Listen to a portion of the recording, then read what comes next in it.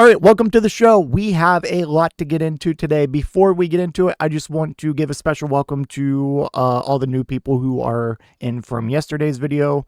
I know it's not a lot to some people, but we broke 1,000 views. I think we're about to break 2,000, and I got like a couple dozen new subscribers from it. That's awesome. I've been doing this every day, almost every day, 1 to 3 videos a day for almost a year now. And for the past 2 months, it's been single-digit views, and oh my God, it's a big rating. I'm not gonna lie. I do really appreciate the people who do tune in. I see you, and I appreciate you. Anyways, welcome to all the newcomers. If I knew all this time I just had to talk about weed, then shit, I would have done this a long time ago. I'm going to milk it a little bit more today, but it is a lot that I want to delve into. So if, as you may know, the House voted to fund the government. They passed the resolution that the Senate passed, so there was no back and forth there. And it went to President Trump's desk, and he signed it yesterday, Wednesday evening. And that included the THC ban that we talked about yesterday. If I talk about that a lot more in detail yesterday, so if you want to go check out that video, I encourage you to do that. I don't want to double up too much here because we do have a lot to talk about, and we're going to name and shame some of the House Democrats who voted in favor of reopening the government, or I shouldn't say reopening the government, I should say cutting your health care and tripling your premiums and banning weed. All right. So name and shame them. And then 2 studies I want to talk about that have come out within the past couple of months. That is just absolute, it's so poor timing for what this bill is doing, because we have 2 studies. I don't want to bury the lead, but it's basically alcohol consumption is at an all-time low. And a big part of that might be because of THC. And yeah, we'll get into that. Anywho, Trump signs deal to end the longest U.S. government shutdown in history. President Donald Trump on Wednesday signed legislation ending the longest government shutdown in U.S. history, hours after the House of Representatives voted to restart disrupted food assistance, which it's still cut anyways through these funding measures. Like, this is just funding the big beautiful bill, which cut SNAP by billions. And obviously same with healthcare. And we're going to see up to 17 million people lose their healthcare access. And we're going to see anyone else who is fortunate enough, I guess, to keep their healthcare. We're going to see premiums doubling, tripling, and even quadrupling in some cases. And of course, the hot topic of the past couple of days, the little known topic of also the closing of the loophole for essentially getting legal weed anywhere in the U.S., regardless of its status. But yeah, I don't remember where I was going with that. Anyways, pay hundreds of thousands of federal workers and revive a hobbled air traffic control system. The Republican-controlled chamber passed the package by a vote of 222 to 209 with Trump's support, largely keeping his party together in the face of vehement opposition from House Democrats. Is it really? The opposition wasn't really there, okay? Because you may look at this number, it's like 222 to 209. That's not, Republicans have a majority, but not that big of a majority. It's so Democrats had to come across the aisle, and I looked at the roll call that we're going to look here in a moment, and of course they did. Who are angry that a long standoff launched by their Senate colleagues failed to secure a deal to extend federal health insurance subsidies. Yes, they secured absolutely nothing. There is not a single thing that they secured. Literally not a single concession. Okay? They didn't get any extension of the healthcare subsidies. They got a promise for a vote on it next month that's going to fail, and they know it's going to fail. And to hire back some of the fired federal workers, well, guess what? They're just going to get fired later. They're going to be let go in one way or the other, because this is what the Trump administration was doing, taking an axe to the government way before the shutdown. All right? Jesus Christ. It's so, and then the third one was ensuring that furloughed employees and employees who worked during the shutdown still got their back pay. Well, yeah, Trump signed a law in, I think it was 2019, that made that by law anyway. So the Trump administration can beat their chest and say, we're not going to pay him, we're not going to pay him. And they could try to do that, but it's going to go to the court and they are going to lose because of a law that he signed. Jesus Christ. Okay, anyways, here's the roll call. Here are the Democrats' last names: Keller, Davis, Golden, Gray, Perez, Sozi, Shazi. Fucking, I don't care.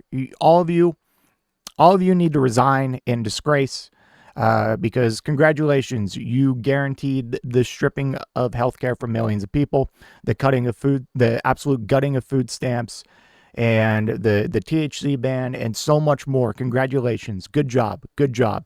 All right. Yeah. And we can look at the Republican nays. Of course, we always have Thomas Massey and Stubby. I don't. Good votes. Good votes. I was just talking about Ron Paul in the Senate yesterday, how he's unironically like a top 5 senator to me, despite our huge disagreements on like economic issues. But like socially, man, dude, he's good. He's good. And despite my big disagreements with him, I have a soft spot for just libertarians in general. But like, I kind of forgot where I was going for that. Fuck. Maybe they should ban weed. Fuck me. Libertarians. And Ron Paul specifically, like, he has his economic stances not because he's like paid and bought. Like, he has them on principle. Same with Thomas Massey. And, you know, I have a weird respect for that in an era of politics where just not many people have principled views. So a little bit of respect there. Thomas Massey is unironically like a top 5 Republic, like a top 5 representative for me too, just because he's been so good on social issues, and he's been constantly voting against these funding bills, not for the right reasons, let's be clear on that, but still voting against them and taking a principled stand, which this is where I have a huge disagreement, is cutting government funding to the bone. He doesn't think they're cutting enough. But anyways, not the point. Let's get into the first study. And this is, study shows low THC hemp beverages. So this is basically, I haven't actually had one, but you can buy like carbonated hemp beverages, and, you know, instead of getting drunk, you're going to get high. That's kind of cool. But so it shows that these low THC hemp beverages decrease alcohol consumption as Senate hemp legislation looms. That is amazing. So I'm gonna try to read some of the findings here. My high ass is gonna stumble and bumble through this, but we'll do our best. We'll do our best. The data show that adults using hemp beverages responsibly to relax, reduce alcohol consumption, and feel better without high levels of intoxication, said Kevin Prevost, CEO of More Better Ltd. Banning these products now would erase years of harm reduction progress and contradict the real-world evidence that the Food and Drug Administration, FDA, and Congress claim to rely on. In the study, researchers analyzed data from 2,580 adult participants over the course of 22 days, where they consumed one of the 20 different hemp beverages that contained 1 to 10 milligrams of THC per serving. The dosing used in this study is commonly seen in most commercial products that are currently available in the marketplace. As mentioned in the press release, key findings from the study include well-being. WHO 5 scores overall well-being increased from 42.93 at baseline to 52.67. So that's a 9.74% point improvement, 22.7% improvement, exceeding the minimally important difference threshold for clinical significance. Psychological distress results showed substantial reductions: depression 50%, stress 45%, anxiety 48%. Oh, decreased. Okay, sorry. Depression decreased 50%, stress 45%, anxiety 48%, indicating broad mood stabilization. That's crazy. Am I reading that right? That's insane. Alcohol use. The probability of daily alcohol consumption decreased 12.7 points from 32.9% to 20.1%, with the likelihood of heavy use, 3+ drinks a day, dropped from 38% to 25%. Intoxication and hangover. Participants were generally unlikely to report intoxication among all reports of feeling intoxicated. 98.3% described effects as barely noticeable to manageable, and 95.8% reported no hangover symptoms the next day. Yeah, it's hard to get hungover from weed, especially like a low THC beverage like this.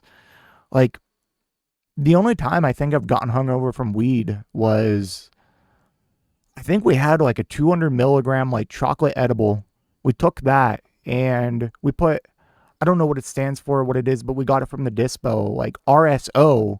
And like normally like a rice-sized glob can have you on your ass, but we just like put a line of that on the 200 milligram edible chocolate and ate that.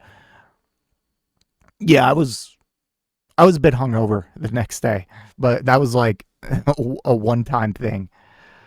Dose risk context, average daily consumption, 6.6 milligrams THC, 11.6 milligrams total cannabinoids, corresponded to a very low predicted probability of negative events, 4 and 7% respectively, while risk increased modestly with combined alcohol or cannabis use. Infused beverage only used consistently showed the lowest risk profile. Health safety perception, 77% of participants rated hemp beverages as safer or much safer than alcohol. I mean, they are. They're not destroying your liver and your internal organs at all compared to alcohol. Alcohol is literally poison. Okay. If anything in those drinks is harming you, it's not from the THC. You know what I mean? It's from other additives.